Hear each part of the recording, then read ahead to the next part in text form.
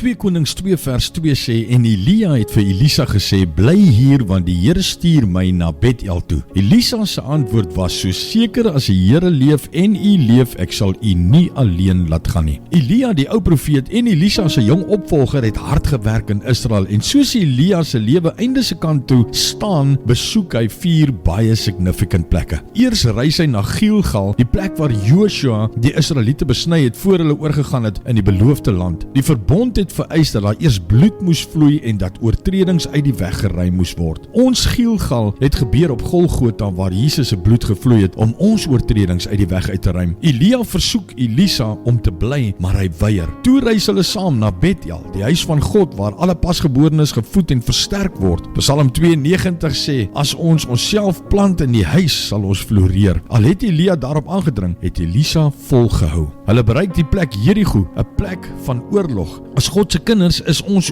ook gewikkel in geestelike oorlog. Ons gaan deur moeilike goed, maar ons weet dat geen wapen wat teen ons gevorm word ooit sal slaag nie. En wanneer ons Jesus aanneem, weier hy om ons te verlaat. Deur elke struggle en of elke oorwinning is hy met ons, en wanneer ons by ons Jordaanrivier se oewer kom, sal hy ons in 'n ewige vreugde inlei. Here, baie dankie vir hierdie soete sleutels opgesluit in die woord van God. Hierdie stukkie goud wat ons so bemoedig vandag. Dankie Vader, dat ons ook soos Elisa kan wees. En Here, dat U vir ons die versekering gee dat U ons nooit, maar nooit sal verlaat nie. Ons eer U, ons loof U en ons prys U in Jesus se naam. Amen.